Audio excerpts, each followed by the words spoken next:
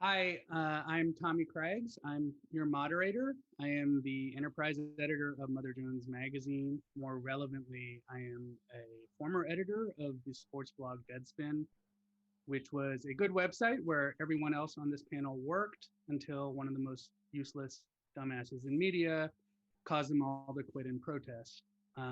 That was nearly a year ago now. I think in a little bit, Tom can explain some of the circumstances that led to the walkout. But for now, I just want to say that what the people here did, along with about a dozen of their colleagues, was probably one of the bravest things that I've ever seen in journalism in my 20 years in journalism. Was an incredible act of solidarity, and even today, I feel all sorts of sort of unearned pride in what they did. So they have a new project now, and I think it's a sort of continuation of that protest.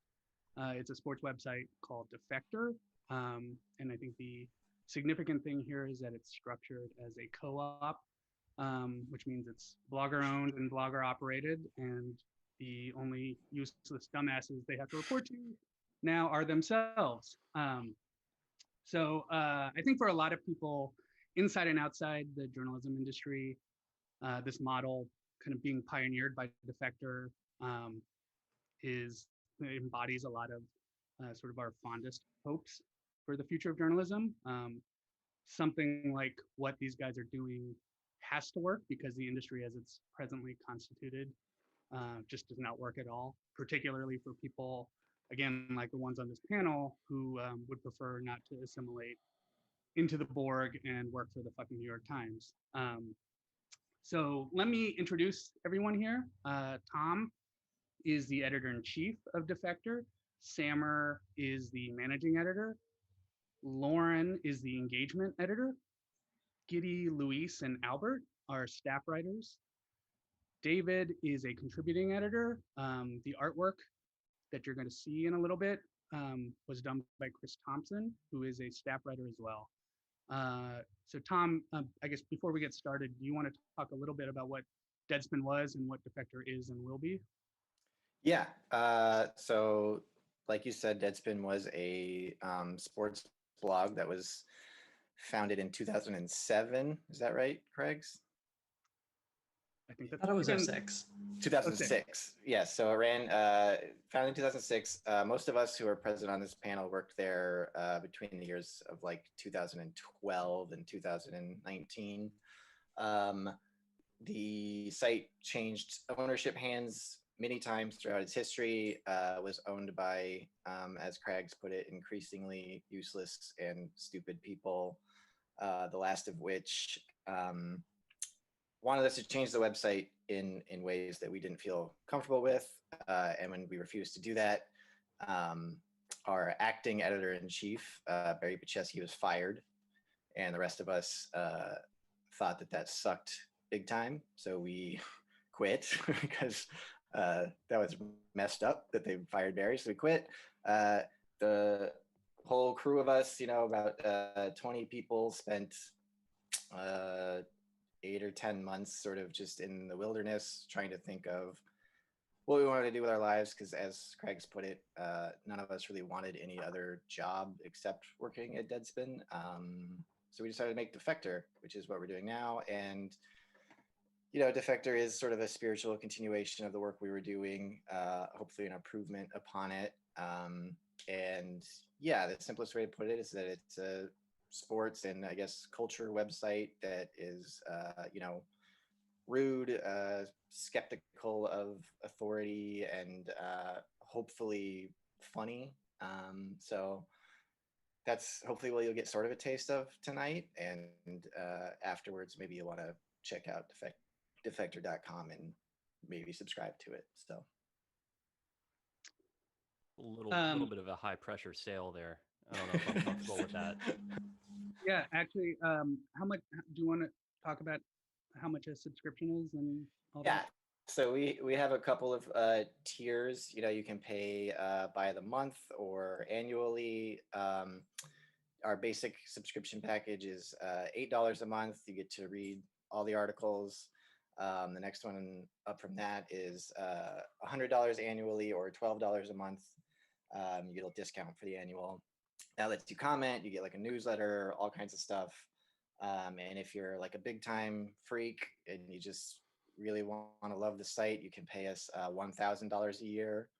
And you get various other bonuses for that, including we will call you the day after your birthday to say happy birthday, and Chris will draw you a picture, and you'll see what his work looks like once this gets started. And then, yeah, there's if you're a super mega freak, you can give us $25,000. You'll have to just email us about that. No one's done that yet, but if you do that, you get a cool picture of Giddy and Drew McGarry, our columnist, and that's literally the only perk for giving us $25,000. So you also consider get that the one. newsletter, right? You do get the Yeah, newsletter. you get all the other yeah. stuff. It's a You good get the other newsletter. stuff. I've seen the photo. To me, it's worth $25,000. I Is it can't speak signed for or is it anyone just the else. photo? We'll sign it and even frame it, I think, if you give us $25,000. So I recall And- the deal was that it will be autographed, but not necessarily by Giddy or Drew. Right, one of us will autograph it. Yeah. And that's Um, just $25,000. It's not a big deal. So yeah, subscribe now before they alienate you over the. You know.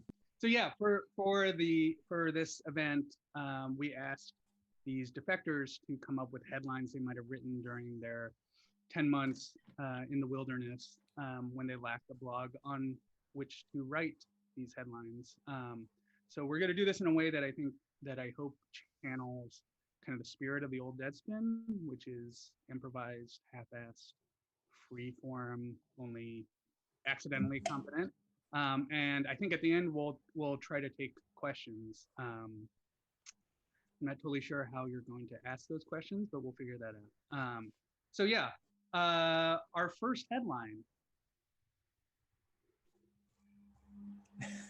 Yeah. Is it going to show up here or? Yeah, I don't know. Can we see Just- this? Oh, it's up. It's up. Okay. Oh, yeah, I see it now. Go ahead. Sam. I believe the exact text was Jake Fromm turns flirty conversation into hypothetical for a race war. This was something that happened back in June. Jake Fromm is a Buffalo Bills quarterback. It happened, I believe, one day after New Orleans Saints quarterback Drew Brees got a lot of attention for talking about how he didn't respect anybody who didn't stand for the national anthem. So a lot of hatred and criticism was mostly focused on him at this time. But what happened was Jake Fromm, somebody who was talking to Jake Fromm, leaked the texts that they had from 2019 when he was still at the University of Georgia. And I'm going to read them just so I don't get them wrong. But the person he was talking to called him a silly Billy and then used some cry laugh emojis. And he said, I thought we were talking about lots of stuff. And then he said, but no, guns are good. They need to let me get suppressors. Just make them very expensive so only elite white people can get them. Haha. And the person replied with, bro, what? And then, whoa, do you think you're an elite white person? I'm like, whoa, haha. And then I'm not sure if it was a she. That person sent his photo back at him just to remind him that that's what he looked like. And he caught some heat for this, understandably, because there's a lot of assumptions there going on. But also what makes this interesting is 2 days earlier, the Buffalo Bills, because this was in the aftermath of George Floyd and everything. So all these teams were coming out saying Black Lives Matter and we stand against racism and all these other messages. And so the Buffalo Bills, you might remember, a lot of people were posting like black squares, Blackout Tuesday. So they had posted, we stand with and will continue to work with those dedicated to eradicating racism and inequality. This was June 2nd. Jake Fromm did this, or these Jake Fromm texts came out 2 days later. The way they stood against racism and inequality from their third string quarterback is they said he was sorry, and that was about it. He didn't get fired. Nothing really. Didn't the Bills have an issue with another guy apology. too? Was it What's Josh? that? I don't want to say his name because I'm wrong, but was it Josh Allen that had like old racist tweets? Yeah. After Josh Allen had been drafted, some people found some old tweets, which I mean, I think he had said the N-word. The tweets were definitely racist. I'm not gonna try and guess what they were exactly, but I think the difference between this one and what happened to Josh Allen is like this one was literally, I don't even think it was a year ago when Jake Fromm did this. Like he was 21 years old. He was a senior in college. I have a question, Sammer. Do you think that he meant elite white people as in like tactically elite, like able to handle a weapon, or as in like elite class, like rich white people? Like, I don't know. Which one do you think he was going for there?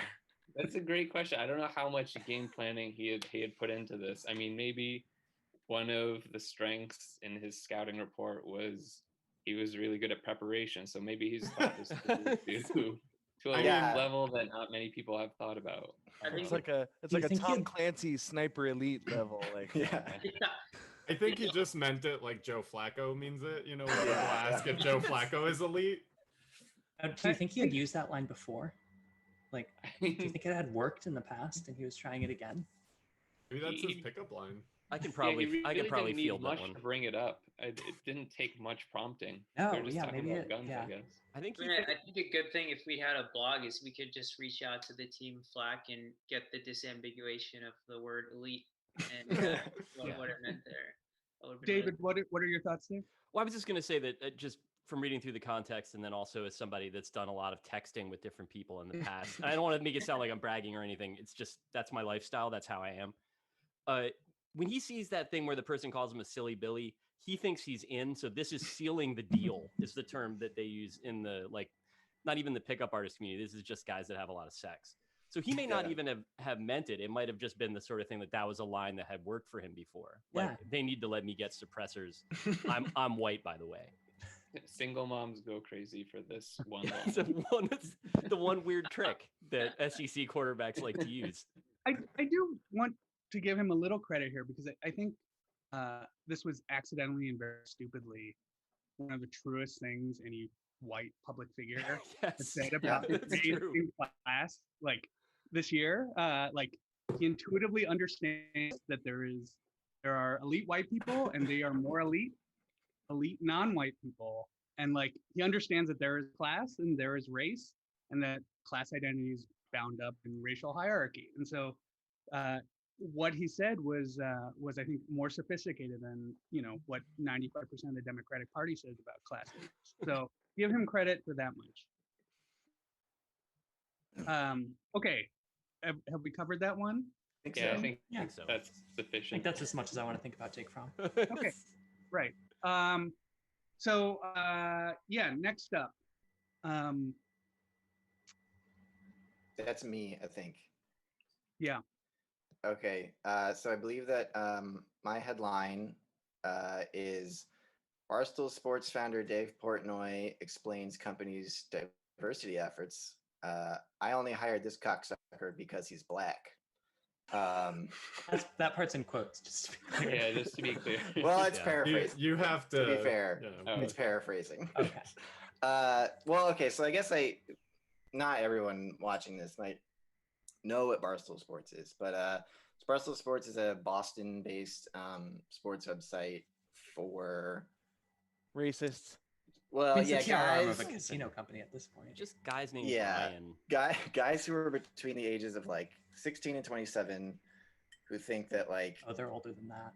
true alpha behavior is like getting screamed at by your boss and then crying and then later at home being like, yeah, he's right, I gotta stop being such a fucking pussy and Yeah. like Yeah. getting your life together to be But an also- alpha guy. But also ordering a seamless burger for $17. Yeah, Yeah. they eat seamless burger every night for dinner and it costs $17. It So really just sounds like you're just describing guys being dudes. it's a Yeah. it's a guy's website. Just imagine that kind of guy, and that's who reads Barstool. So like an Barstool. elite white guy. An elite white guy. Yeah, Yeah, that's yeah. exactly the demographic they're going for. Yeah, I think Honestly- imagine a sports site for aggrieved, sort of fascist, racist, male supremacist cokeheads, and that's probably a good version of what Barstool actually. Well, their audience is just Yeah. horny people who want to look at Instagrams. That's like their Yeah. top stories are all just like Bombshell Yeah. of the week. Do they Girlfriends. still Yeah. do that?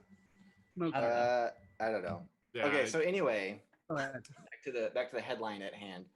So recently, Barstool Sports has become a very large media company. They were bought by a casino conglomerate or something, and now they're basically like an in-house marketing ads for the arm president. for it. They do commercials with Donald Trump. So they get a lot of media coverage, and I think like the issue I have with most of the coverage they get is it's either just totally embarrassing fawning from guys who wish they worked there but don't, or sort of like hysterical hand wringing about how Barstool Sports is I don't know, going to ruin the United States, which may very well be true, is kind of true. But I think that like the thing that sort of gets missed is just like the raw buffoonery of everything that goes on there, and everyone who works there and is supposed to be representing this like successful company when like they're all just the dumbest guys you could ever imagine in any situation. And so that's demonstrated all the time by their president Dave Portnoy. And so this story came out. There were some videos of him saying some super racist shit about Colin Kaepernick, and also singing along to rap songs and saying the N-word. Were resurfaced around the time of like the George Floyd murder and all the Black Lives Matter movement starting back up again, and he was coming under fire for it. And at this point he had some Black employees at the company, and one of them resigned.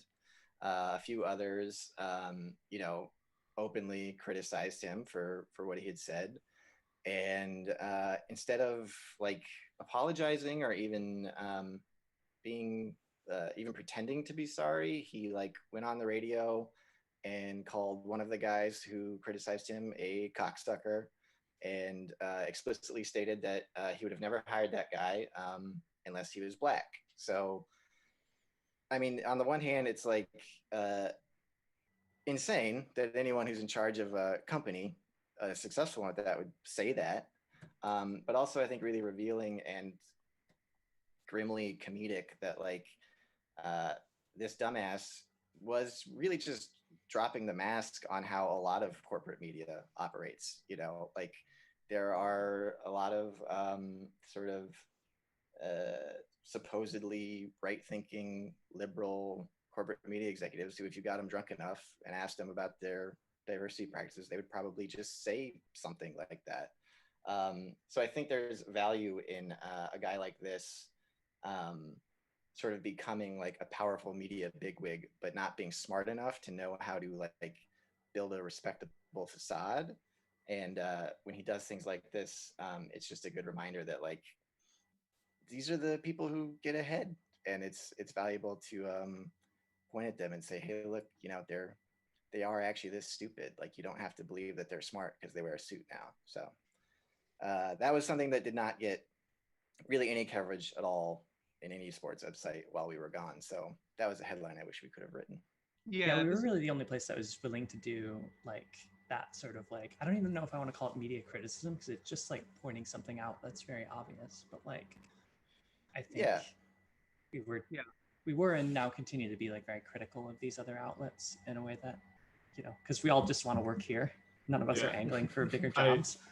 I also think a big part of it, specifically with Barstool, is that Portnoy like weaponizes the readers, or the stoolies so well. Like you don't have to hand it to him, like that drill tweet, but like in a way, like he knows that exactly what to say to like piss them off and like sick them on journalists, and that does scare people away. And I don't even like blame them all that much. Like, if you say something negative about them, you're getting harassed for like, 3-4 days at a time. And so yeah, no, I think we were always pretty good at still doing it because they needed to be called out. But like, it's the one thing where I'm like, I don't particularly blame anyone else for not doing it, because like I don't like getting harassed either on Twitter. I don't know. Yeah, I guess Sammer, you had a number of run-ins. I mean, you don't have to talk about it if you don't want to, but yeah, like you were writing about Barstool long before basically anyone else was. Yeah, I mean, yeah, Laura Wagner also did a lot of good work writing about Barstool, but it's just the same kind of fucking cycle where you we would cover them the same way that we would cover most media companies, but they just had such a particular reaction to it that they thought there was no way anybody could be mad at them because they were always having fun, and this fun was self-evident to them was also self-evident to everybody else, even when they were just like calling people like fat or ugly or whatever else they're doing. Fellas were just trying to make people laugh, man. Why you gotta be mad about it? Yeah. That's why I would have advised Tom against writing that headline, because I think he just comes off as jealous.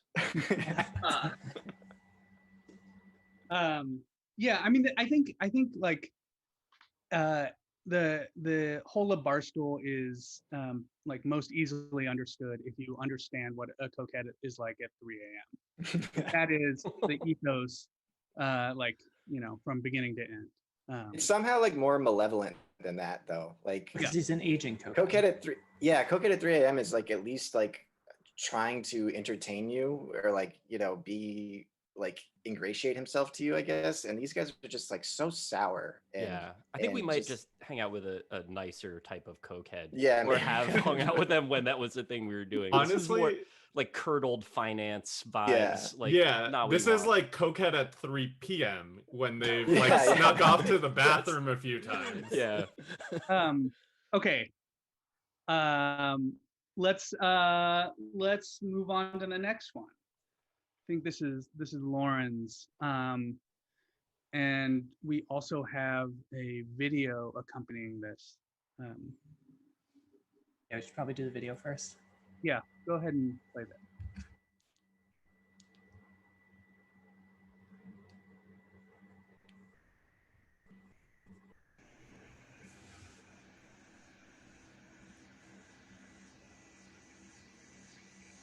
The fag capitals of the world.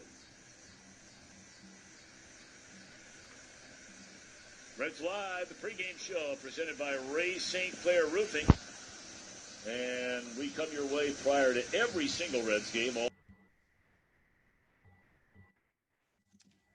That done? Yeah. Good. Okay. So that's Tom Brenneman, who is or actually was as of a few hours ago, right? The play-by-play guy for the Reds. He did resign today. He's the longtime son of Reds guy Marty Brenneman, who carried water for a lot of years for Marge Schott, who was a Nazi. So Lauren, do you want to talk about this? Yeah. I think my headline for that was going to be, what location did Tom Brenneman refer to as, quote, one of the fag capitals of the world, end quote, while live on air during a Reds game? And I think I'd like keyed into this. I mean, partly because it was just recent, but also, I'm just sort of pay a lot of attention to those sort of kind of rare moments, honestly, when like the gay community intersects with like the very sort of straight cis sports media world. And this was one that was really interesting to me because there was just like so much consensus in a way that I never see from journalists. Like there was nobody defending Brenneman. Everyone sort of came together and was like, what he said was wrong. This was wrong.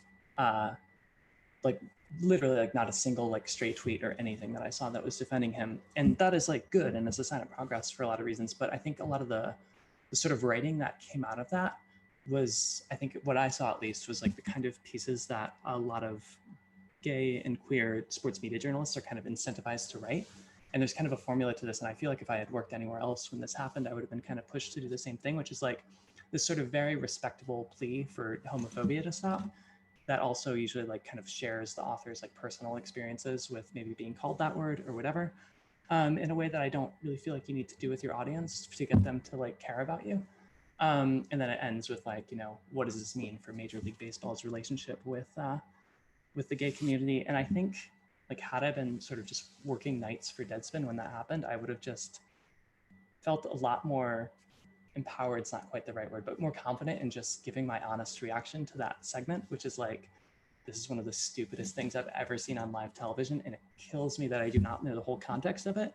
Like it seriously, like even in his apology, and that his apology honestly offended me more than his actual comment, because he like will not say any more about like why he said that, what he was responding to, what city or place or whatever he was referring to. Like it was more like, instead of sort of writing this sort of like kind of preaching to the choir in a sense, because our audience knows what homophobia is. They like understand that you can't say that word in public if you're, you know, a straight cis man, but or in private. Well, so what I guess what are your theories about what the Where it capital was? is? Yeah. Yeah. So I've thought about it a lot, frankly. Boys Town, Chicago is sort of the sort of clear favorite. I think the Reds were going to play the Cubs, I think, about a week after he said that, which means like they could have been talking about it. Saugatuck, Michigan is my real dark horse, just, you know, being from the Midwest and knowing that Brenneman would have been like kind of in that area. There's more like sort of obvious answers like San Francisco or New York, or it's just like a bar that Tom Brenneman didn't realize was a gay bar and he walked into it and now it's like an inside joke with him and the production crew. Like, yeah, it could be anything, but it bothers me, especially in his apology, that he like couldn't even explain why he said it. Didn't he basically act like he'd never said the word before? He literally was said, like, he I said was more he had never, surprised than you are. he's a 56-year-old man, and he claims that that is the first and only time that he has ever said that word. Yeah, like his eyes rolled over white and the word just came out. Like, yeah, Well, that's possessed good. by the spirit of Pat Robertson. that's Imagine if that was actually true, though. If in 56 years he'd never ever said it, and he was Or just if he didn't like, know what it meant. He he was just like shooting the shit thought with it was the about PA, something else. Yeah. and he was like, I'm gonna uncrack a pretty good joke right now. He does it, and he's on a high mic, and that's the end. Like that would be pretty funny if that was true. Yeah, it is. Like, I mean, all hot mic moments are like inherently funny, and I feel like, you know, I almost feel like I'm not supposed to say that, but it is the fact that he like had no idea he was, you know, millions and millions of people were going to hear him say this horrible thing. And it's really funny that he did not drop that stentorian broadcaster voice for it. Yeah. Like, he said it in broadcaster voice. And even his apology on air was still like he couldn't stop broadcasting. He called in apology- Castellanos home run in the middle of it. We should Chris talk is about, writing a blog on that right now, like a mutant. It's like it's Friday night at 10:30, and he's writing a blog about how in the statement that the Reds issued, because after Brennan was fired, that basically they were No, he getting wasn't trolled. fired. He resigned. Resigned. I would assume as a way to save face because he was suspended indefinitely. Yeah. I But then think they the were getting thing- trolled by their own fans with that very Nick Castellanos home run call. well, yeah. Can we maybe explain that for people who maybe Yeah, didn't watch so- that amazing moment live? A couple innings after he got caught saying that word, or it might have been sooner than that, he sort of, you know, was confronted with the extent of his actions and he was pulled off the air. But before he was pulled off the air, he like took the time to apologize. He said, "That is not who I am," which like got really widely ridiculed for obvious reasons. But then in the middle of the apology, Nicholas Castellanos hit a home run. And so he's like, "This is not who I am. I'm so sorry." And that's a fly ball by Castellanos to deep left field, home run Reds. And then he keeps going into it and he's like, "I don't know if I'm going to be back in this broadcast booth." Like, it's so seamless. And it just like, it's almost sociopathic, frankly. He's a pro. He's a pro. Yep. Glides from homophobia into play-by-play Yeah. seamlessly. Yeah. You can't be distracted. Yeah. I also really just love the craft of this headline, because instead of just like expressing the base outrage at something that we all know is awful, you like dig another layer and you explore the extremely darkly funny question of like what he was even talking about in the first place. Which I think is frankly even crucial. Like, I know it sounds like unserious, but I think it's really crucial to kind of push him on like, because he hasn't said anything about it, but like push him on like, what did you actually mean by this? Because it's really confusing to me. Right, you're How does not that come up allowing during him, a baseball game? you're not allowing him to brush it under the rug, basically. Yeah. His apology has sort of always been about just like saying that word, but like, that's not really the issue. The issue is like sort of the wider like hatred that it represents. Yeah, I do like your theory. I think it checks off a lot of boxes for me. So I'm on board with Boys Town. Yeah, definitely Boys Town. Okay, so the next headline. That's me. So I'll just read the headline, then I can explain the context for people I don't know. So Harry Maguire went to Mykonos and said, "Fuck the cops and the entire Greek civilization." So for people who don't know, Harry Maguire is a defender for Manchester United in the Premier League.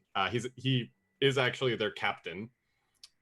During the vacation period in late August after the Premier League season ended, he did, as a lot of soccer players did, went to an island vacation. A lot of them went to Ibiza. He went to Mykonos, and he went with his brother, his sister, and a friend at least. And so they were out on the town, and there were conflicting reports about why like a scuffle started with people that have only been described as two large Albanian men. And so Greek police came by and Harry Maguire's a big man. He's a center back, so he's like a large dude. And Greek police kind of like got in the middle of this fight between a large British lad and large Albanian men. And that's where shit got a little crazy. And someone in Maguire's group apparently yelled like "fuck the police" over and over at the Greek police, and someone punched a cop. And so Harry Maguire, his brother, and their friend all got arrested. And immediately, British soccer press is generally not the they generally lean for like the clickbait, like tabloidy things. And so there were stories about how like Maguire was innocent. Actually, these were undercover cops trying to extort him, and like that it was premeditated by the Albanian men in conjunction with the cops. It turned out, if we are to believe both the trial and just like witness accounts, that no, this is exactly what happened. Like they started like verbally abusing the cops, and one of them punched him. But what I liked about the story, beyond just that it would have given me, a week of blogs to write about, is how like all these stories or like all these rumors about what actually happened came out. And then it was, I forget who broke the story, but like whoever had the first, account of what happened was completely right. Like there was no mistake there. Like, he got charged for 3 misdemeanors, including like verbally assaulting a cop, physically assaulting a cop. I forget what the third one was. Not really important. But like everyone tried to make it seem like, oh, Maguire was innocent, or Maguire was like kind of tricked into this. And in the end, like that whole, week of what happened ended up being not true. He got convicted immediately because I guess Greek courts move very quickly, and got convicted of 21 months and 10 days in prison, but it was suspended partly because he's a rich athlete, but also because like Greek law for first offenses lets you do that. But no, I really wish I could have written about this, because a lot of people were jumping on all these rumors like, oh, Harry Maguire actually didn't do anything wrong, says like random third cousin of, the bartender at the club that they were at. And I feel like that happens a lot from, ranging from stuff like this, which has legal implications, to even just transfer rumors like, oh, Lionel Messi's like dad's childhood friend said that Messi's going to Manchester City 100%. And like, that was an actual story. And so, as a publication that doesn't, cover soccer to the depth that, publications in England do in terms of like day to day, it was a lot easier, and it has been a lot easier in a lot of stories for us to kind of parse those out and actually get like wait for the facts rather than just say whatever we hear from like a resource. And I think that's important because people were fooled even on like I can't say a word, reputable publications. Can you elaborate on when Maguire said "fuck the entire Greek civilization"? So apparently also after the punch happened, he just started saying like "fuck Greece" over and over. Allegedly, because it has not been confirmed it was him, but it has pretty much been confirmed that he was the one saying "fuck the police." So He also didn't he kind of like beg the cops to let him go? Oh yeah, thank you. I forgot about that part. Yeah. There was another report that when he was in jail, he was like, "Do you know who I am? I play for Manchester United. I'm very rich, and I will give you money to let us go." I think that was actually the third charge, was attempted bribery. Oh, So admittedly, I don't follow this stuff very closely, but I was reading up on this, and it felt like the quintessential international soccer scandal. Like there's some absurd island party involving people spending extravagant amounts on booze. There's like a wag involved. Somebody says something racist. There's always somebody saying something racist. Always. There's a bit of argy bargy, as they say.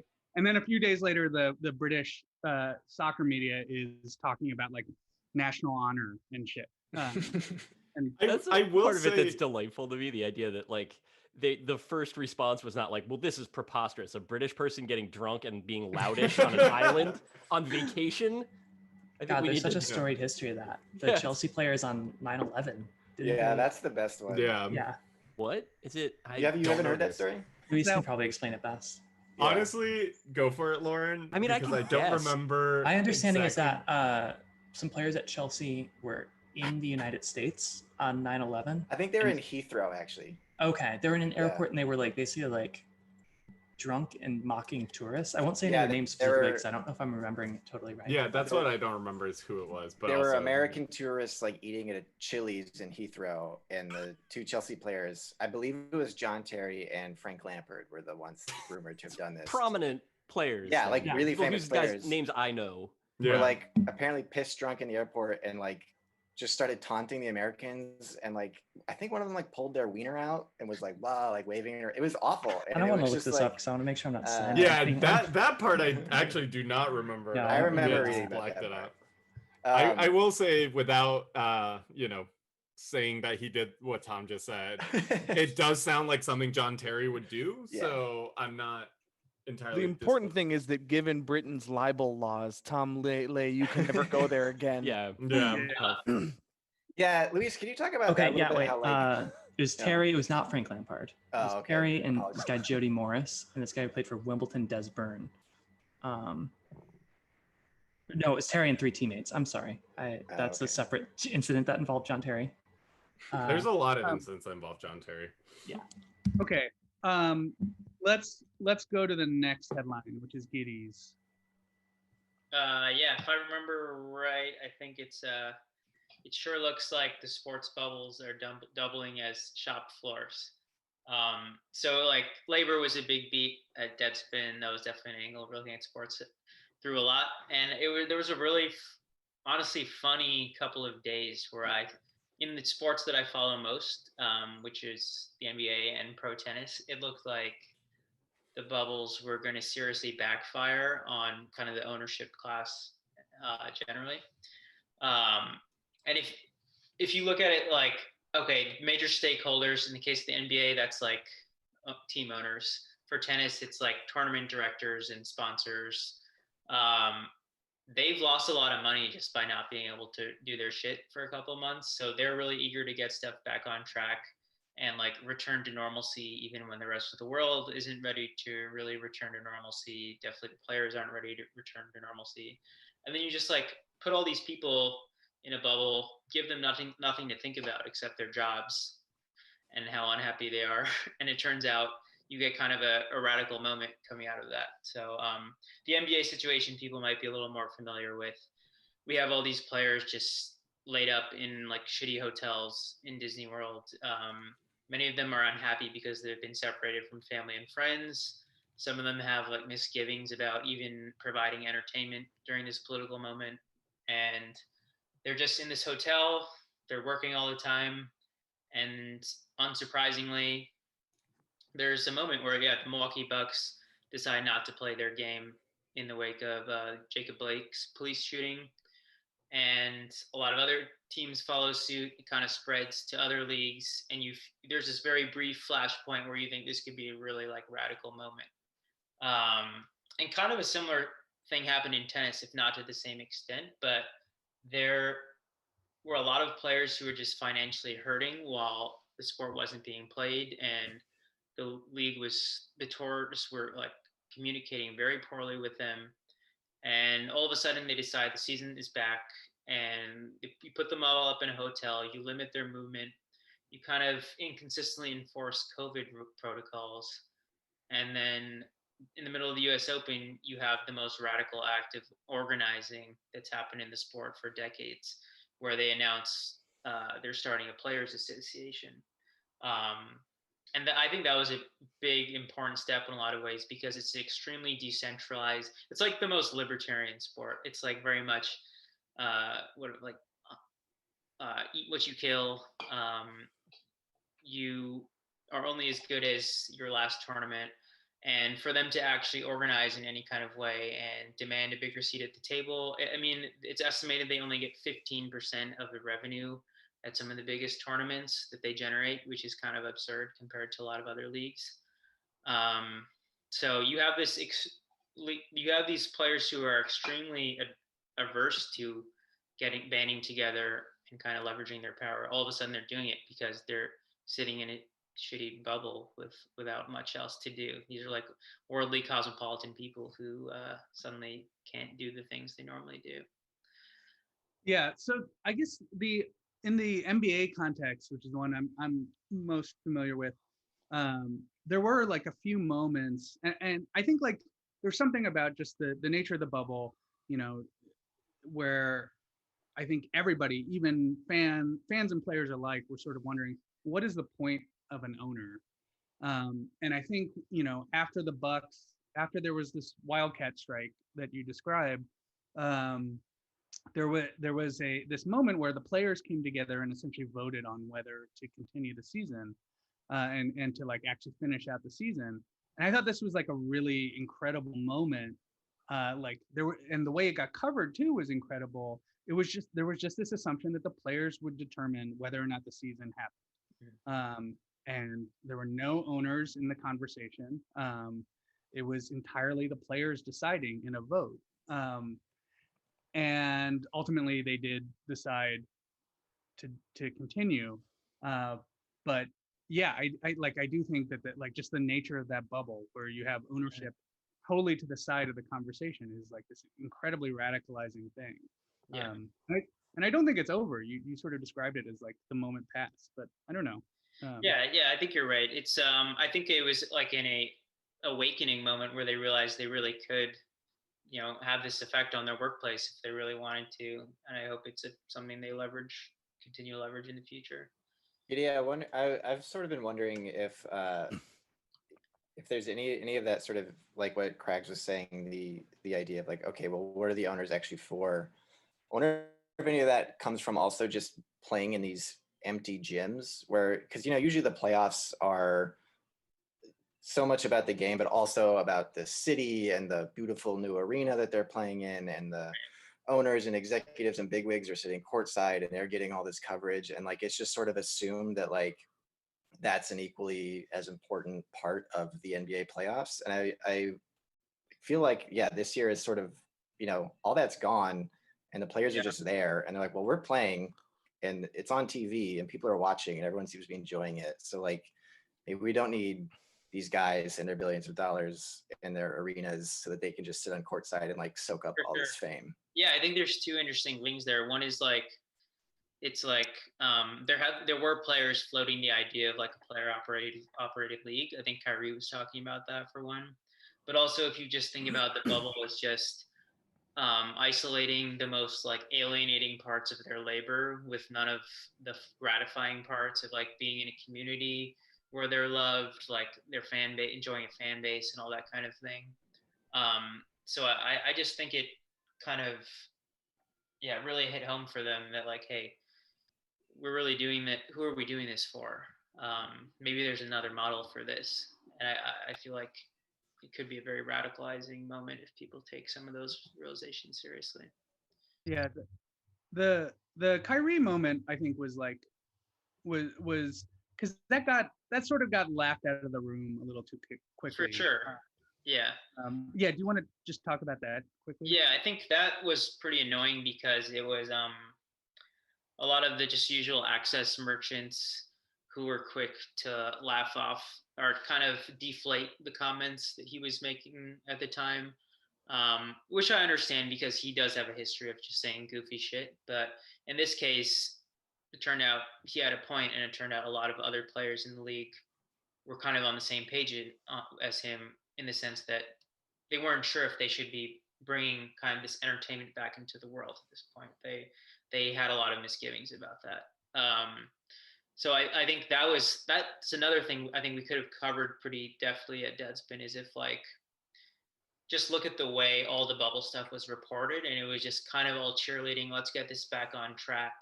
The NBA is so great. Like they're figuring this out in the middle of a pandemic, and we would have just had a much more skeptical eye on all of that. Yeah. Giddy, I have a question for you.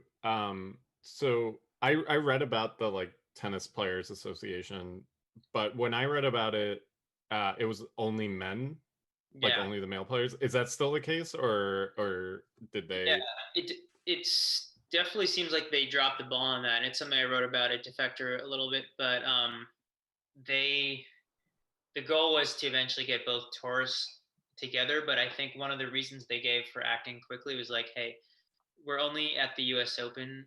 We're only all in the same place a couple times a year. And like people are starting to lose their matches and leave. It just kind of underlines how rarely all these players are really all in the same place and forced to spend time with each other, which I think gets at kind of why this was like a uniquely radicalizing moment. But yeah, they do plan to get the women on board, but it hasn't happened yet. And it's kind of unclear why. It seems like a misstep on their part. Okay, so somewhat relatedly, let's go to the next one. Yeah, this one's mine. It is NBA bubble losers must face the dreaded failure meal. So as everybody knows, the NBA has been playing in this bubble, as Giddy was talking about. And the way that it worked was they invited all the teams that were like within shouting distance of the playoffs, and also the Wizards to be in the bubble. And then as the games went along, first the Wizards and then other teams fell out of contention for the bottom rungs of the playoffs. And news was sort of trickling out as the games were happening. And then Yahoo's Chris Haynes tweeted on August 10th, Yahoo sources, NBA teams that have been mathematically eliminated on or before August 12th will depart campus immediately after their final game has ended. Following game, teams will shower in designated rooms at the Coronado Springs Resort, receive meal, and take team bus to airport. So there's like a couple things that were sort of like areas of interest colliding there. One is like the sort of mechanized, like treating the players like cogs in a machine thing. But the one that I particularly enjoy is just the stilted and very weird way that NBA reporters talk about this shit. Like you're not saving any characters in your tweet by saying receive meal instead of like eat dinner or even eat meal. It was the phrase receive meal that Right. Just to also fill people in, like we had a Slack that we were just in, like we normally were when we were working. We just weren't doing blogs because we all have fucking brain damage. And so when this tweet came out, everybody was just tweeting the words or whatever, posting the words receive meal. Receive meal, take bus. And it's such a bleak image, like the whoever, like the Orlando Magic getting eliminated in the first round and like getting like dog tired getting back into the locker room, and there's like clamshell like styrofoam trays of cheese sandwiches waiting for them, like the Fire Festival like in front of their locker, like when they get the fish in The Godfather and it means Luca Brasi is dead, like They're like astronauts or something. Right. You cannot board the bus until you have received the meal. Like, I think we take a great, like Albert was saying, we take a great deal of joy in the kind of lobotomized phrasings of some of the like less human reporters out there and access guys out there. And receive meal was just too good to pass up. They do this all the time. If you look at Woj, like he's humping his thesaurus constantly. But I feel like this is the dichotomy of Defector, is like sort of covering sports seriously from a leftist perspective, but also just like cracking up at all the stupid, hilarious shit that just kind of surrounds sports. Yeah, I think definitely like a hallmark of what we did and hope to continue to do is just like allowing things like this to stupid things and to burrow their way into our brains. And like, there's just an image in there that you can't get out of your head until you like write a headline about it. Yeah. So this would have been like a Slack law blog where we were like receiving meal at each other for half an hour in Slack. And then somebody's like, all right, this is a blog. And then the blog is already on the site by the time you realize that, or at least in my case, because I'm slow, you realize that in sort of teasing apart the sterile language that they use, there's actually something there about how the media regards the players in the NBA. And that in my case, I would come across that by accident because receive meal just sounds funny and I want to riff on it.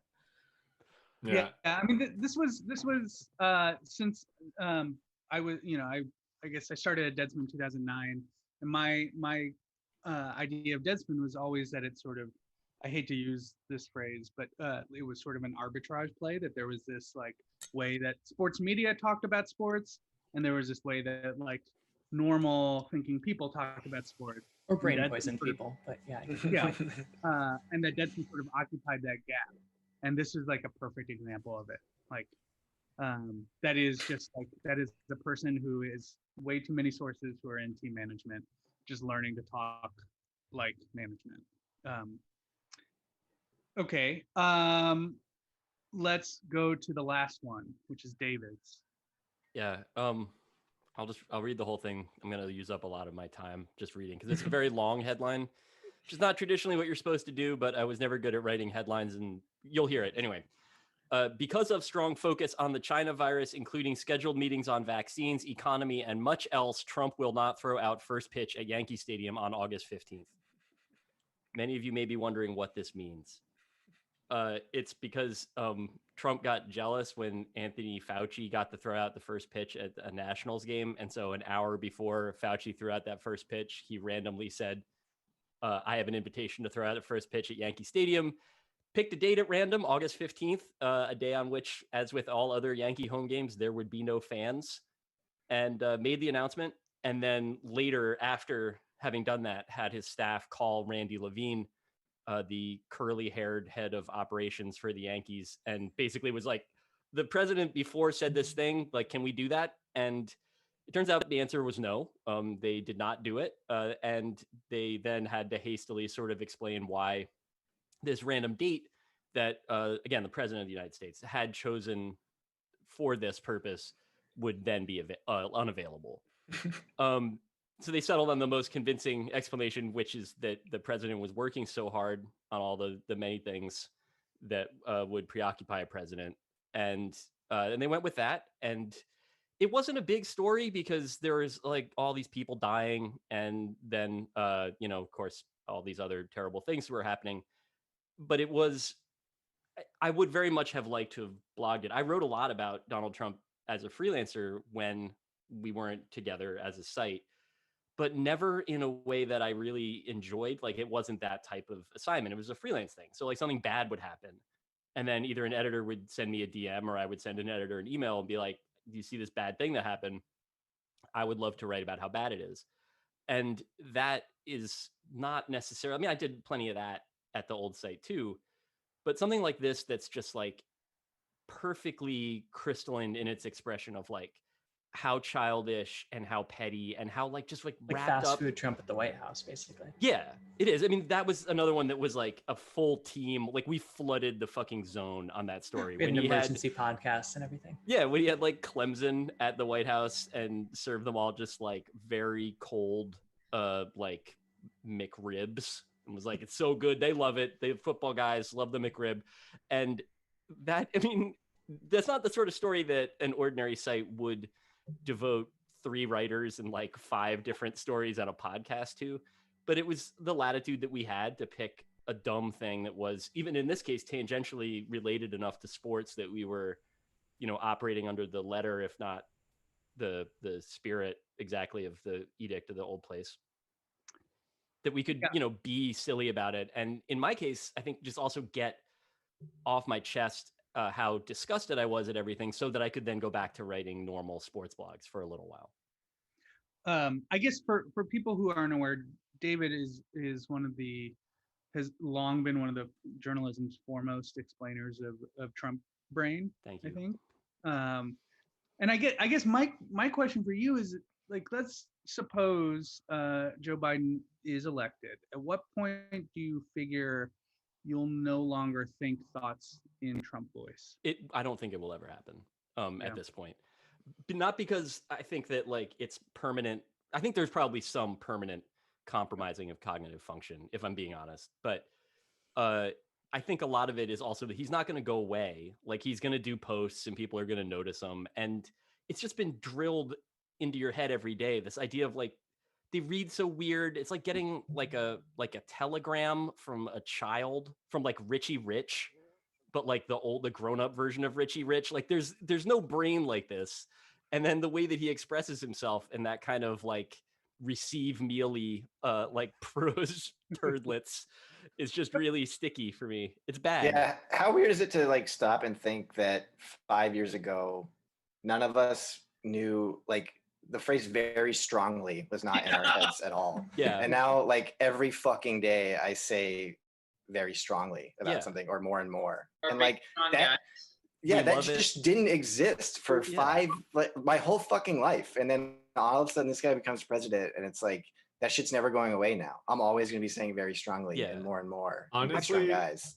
any like hyperbolic like adjective now comes to me in Trump voice. Like if I'm trying to say like the biggest, like my brain immediately says it as he would say, like, we got the big. I can't do a Trump voice, but Roth, maybe you can help me. I don't want to. But Fair. it is like, definitely that is true. I don't, again, I promise this is not bragging. Like, I was kind of an early adapter, I guess, to his Twitter feed. I was fascinated by it. You got blocked before in 2013 or 2014. Because I was so fascinated. Not because I added him. I wasn't like the Eric Clapton guy that like every post he does, he's like, guess what? You suck, sir. Like, I've never done that. I don't want to do that.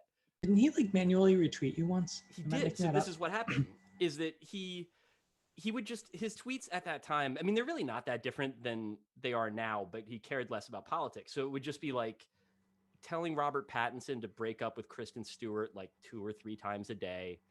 And then like talking about a golf course that he had and how good it was. And like it won the, like, whatever, the president's Crystal Choice Chalice. Michigan Golf Course of the Year. Yeah, right. Yeah, exactly. So like some award that he made up or whatever, but no one cared because it was like, who was fucking Donald Trump? Like The Apprentice wasn't on anymore.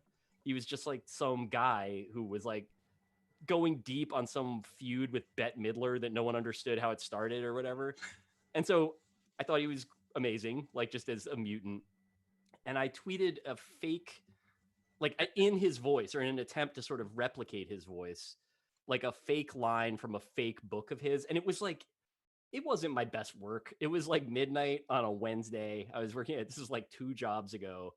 And it was something like, I remember the book that I pretended it was from was called Winning. And then the quote was like, many people don't like success, but I've always enjoyed it. I love succeeding, and I still do. It's like, I've always looked at success as a good thing. I've always looked at success as a good thing. That's what it is. So I left out the imaginary other people, like the haters that are furious because he's spitting the truth. And then he never wrote a book called Winning, but he, like 5 minutes later, his account just grabbed that tweet, quoted it, and pushed it out to his followers to see as a message that he thought was important. Do you regret that moment in your life? Yes, absolutely. Every fucking day. And I know it's not me, like the real thing that made him run for president is that like Obama stunted on him at like the White House Correspondents' Dinner or whatever. And there's a lot of reasons to end the White House Correspondents' Dinner. That I think is a good one. But for me, it's like that brought me into a closer relationship with him. Like I was then blocked when people started pointing out to him, like, sir, you've never written a book by this title. And while this is doubtless how you feel about success, these are not your words. And so I was blocked for years. And then I was a part of that lawsuit. I did not like add my name to it, but he was made by a court order to unblock me. Have you or a loved one been blocked by Donald Trump? Yeah, it really was. I should have. I mean, I don't want to like Salino and Barnes did an amazing job on my behalf. They got me a settlement that I can live with. It's the dumbest thing. Like, and my whole life is stupid things that I do, but this is easily the dumbest thing that I've been a part of. The thing we're afraid to acknowledge is how smoothly you're going to transition to Biden brain if given the chance. So we've talked about this. We do a little bit of it in Slack, and I'm not one of the 4 or 5 best in there. And I don't remember. There's certain people that are better at it because it's like if you were driving and you were just constantly pulling the emergency brake and be like that's the Biden signature, and then just like it's definitely it's more difficult. It takes more time because you really have to like There's you more have to world building, you gotta like first of all there's like pop, like things of that nature. you have to like reference more real objects. Like you have to be talking about like a specific can of Sody Pop that he remembers, or like what his Corvette looked like. Whereas like mid-century cultural signifiers. Yeah. Whereas like Trump voice, it's just all vague things that are big and great. But like Biden, it has to be like, I remember like the way that my daddy held his hammer when he was working on the carburetor. And like you have to describe that very vividly. MFA workshop. Like we can figure it out. He treated that Corvair like it was Lana Turner, and you're like, I don't understand that, sir. Like the real one he did was he described his arm hairs going white in the sun in the summer because there was water on them. And you're just like, wow, that's very vivid. Trump would never remember that. He would never say something like that. It helps with Trump that his brain is frozen at like the moment of his peak fame, so like 1987, and I was alive in 1987, so I know like he and I are kind of like have the same cultural signifiers. It's just that like that's taken over his whole brain, so that like I know, and this is no great insight into him. It's just that like I know it's killing him every day. Not to mention that he was like he briefly was in Ghostbusters 2 or something. That like that's like the most important. No, it's Home Alone 2. Oh, he was in Home Alone 2. I feel like he would have been in Ghostbusters 2 too. But yeah, that stuff like that would be like that's the number one thing on the top of his mind at all times. And then then there's the pandemic and the wildfires and all that further down. Whereas like with Biden, it really is, it's harder to tell because it is just like paging through a Life magazine that came out 25 years before I was born.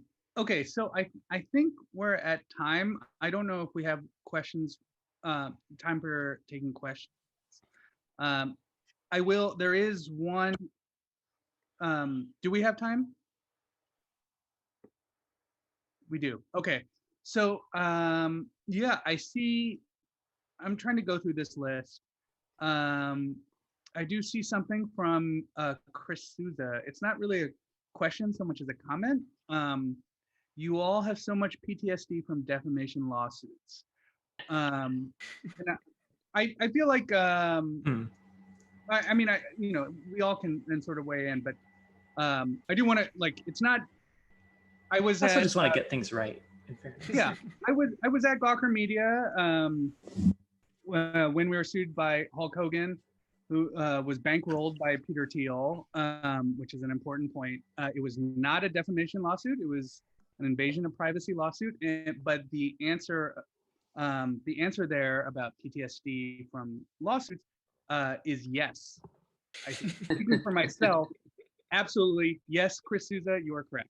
Anybody else wants to weigh in on that one? I've never been sued. I just live in constant fear of being sued. Yeah, I'm the same way. Yeah, it sucks ass, man. So everyone's afraid of it. I know it sounds tight and like really glamorous and everything, but everything I've heard about it is that it actually sucks really bad. Yeah, I think the first Friday I had on the job was when my company was told we owed over $100 million. 140 million. Yeah, so I kind of learned my lesson pretty quickly, but yeah. I mean, I still intend to do lots of defamations. That's I'm committed to the lifestyle. That's what the butt what Albert just said was off the record. This is now off the record. This is being recorded. Yeah, this is deep background now. I'm looking at the comments here. I see fuck Peter Thiel, which I approve of. It's not really a question. A concern. But also, yes. Yeah. The answer to that is yes. That's from May Ang. Say your name, man. We just said. Let's Now he's see. gonna sue her, man. Yeah. I'm That's what- sorry. Here's a question from an Evan DeBoga. What's your favorite herb? Favorite what? Favorite herb? Oh, I'm on time lately. I like thyme. Rosemary. No, I like I've putting been- rosemary on my steaks. Oh, I've been rosemary's so enjoying good. sage. Yeah. I Sage like is mint cool. in salads, like a tomato Yeah. salad with mint. That's real nice. Rosemary and roasted potatoes is fantastic. feel like there's an answer here everybody's overlooking. But he's not my Parsley. favorite. You mean Probably Kevin Yeah. parsley. Costner, Parsley's right? so versatile. Ask the who our least favorite herb is. Yeah. Yeah. I mean, Who's your- cilantro. Who is your good. least favorite herb? Cilantro. Kevin Draper. The other answer here is Jim Spanfeller. Yeah. Oh, Jim him. Spanfeller. Oh, the dude who is from that? Before. Who is she? I Um, don't know her. Okay.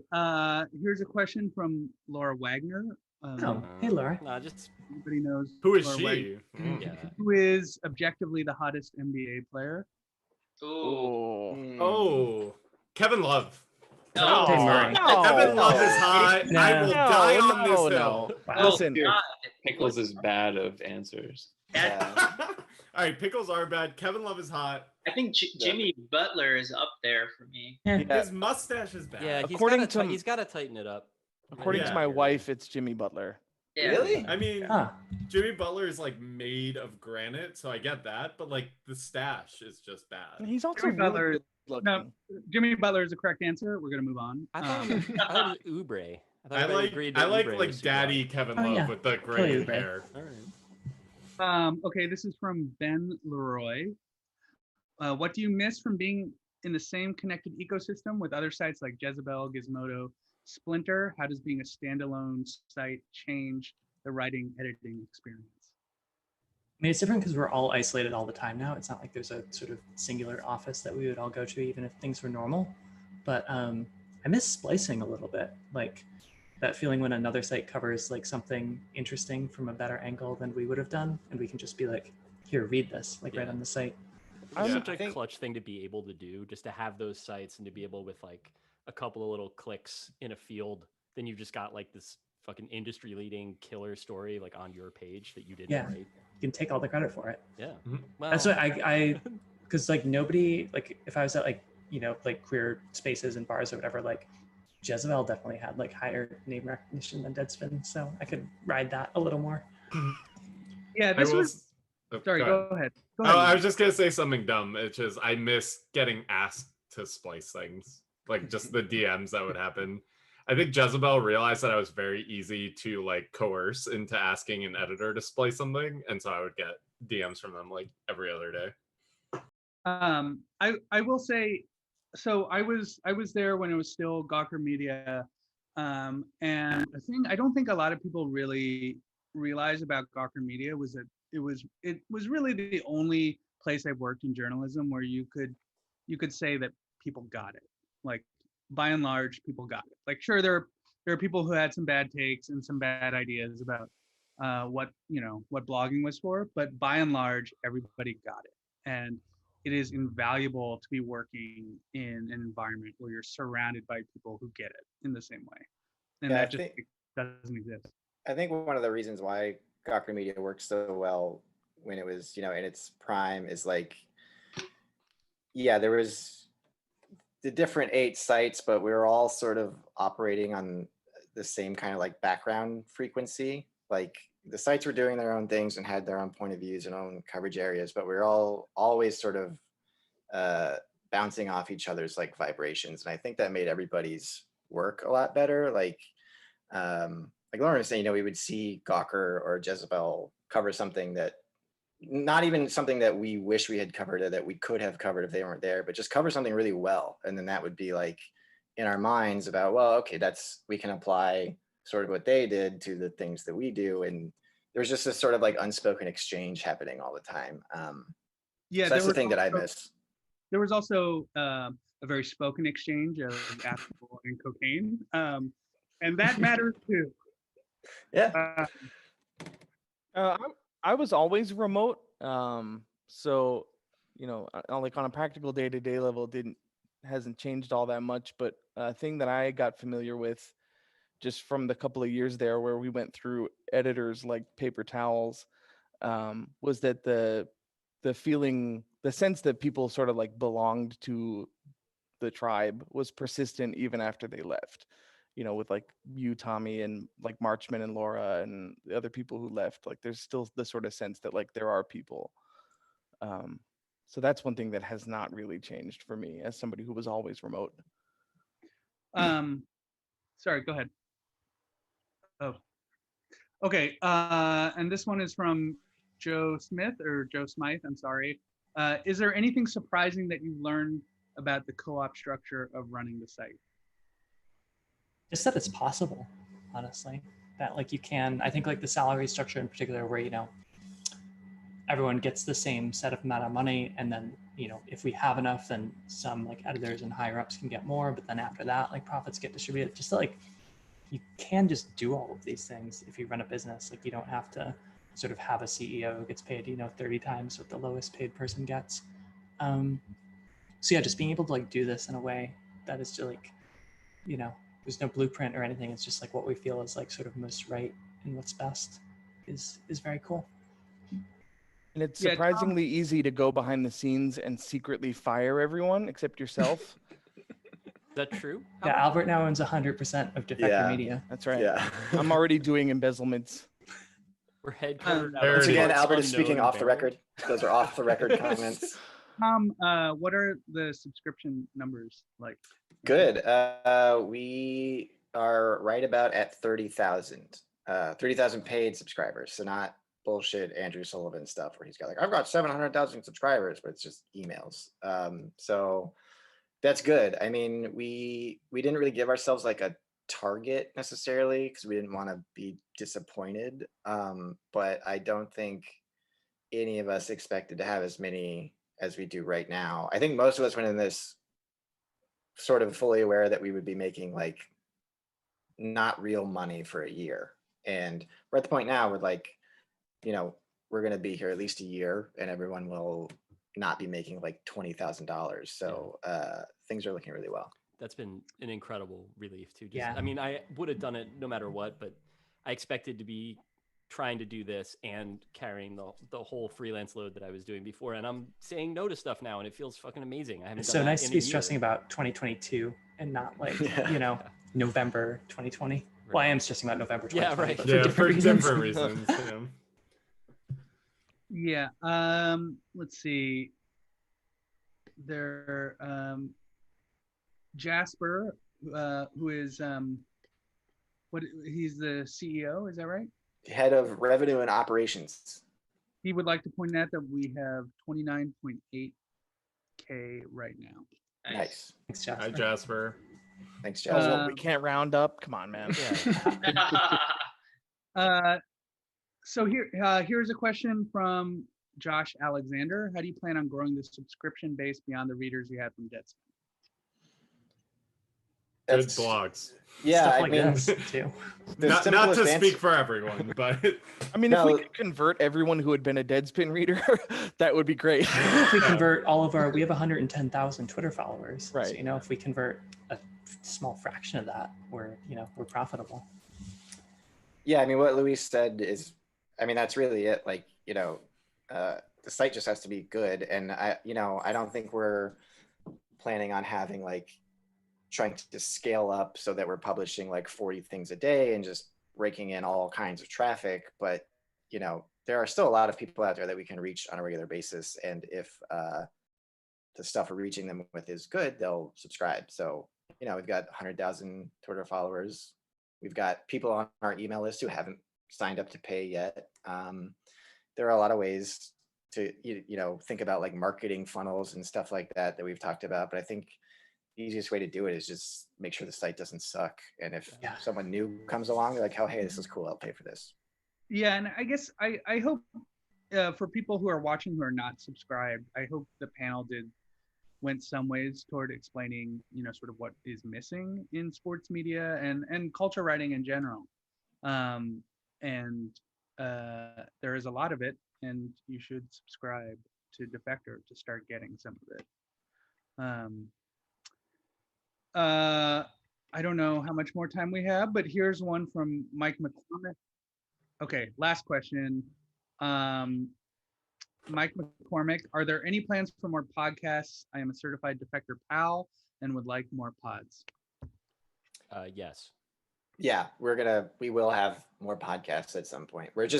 Right now we're just trying to make sure the site works and people like what's on it, and we're going to get that nailed, and then it'll be podcast time. So we'll get that figured out. But the one that we're doing with Drew, that I'm doing with Drew through Stitcher, is like they have been extremely supportive of us, and that is basically just running back the one that we had at the old site. I mean, we're making it different, but it is like that dynamic with me and him.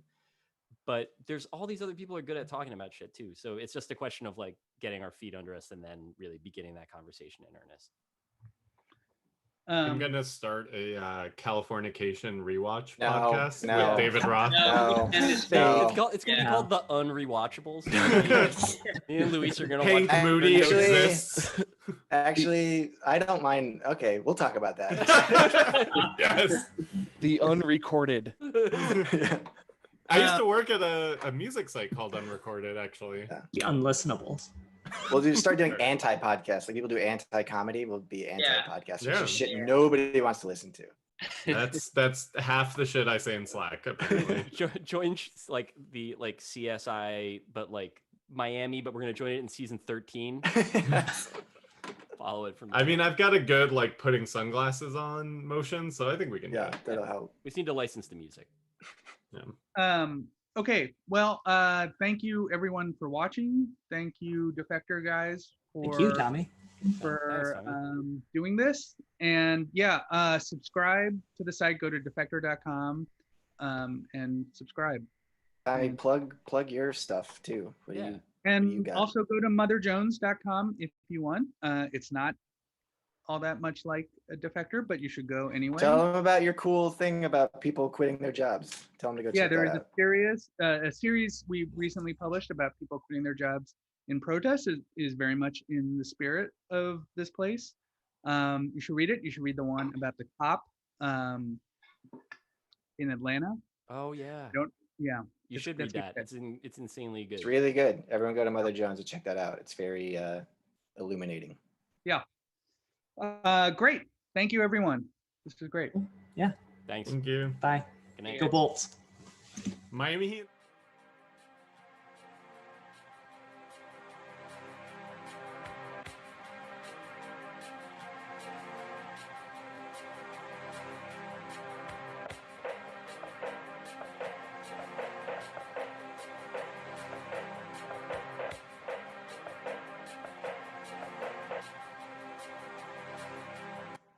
Once came across a blind dinosaur. We foresaw what went and came before us. Do you even think he saw us? But like Taurus, I'm relentlessly pacing, chasing a deeper view. Socially conditioned, positioned without a right to choose. Right to choose. If I had a right, I'd choose life.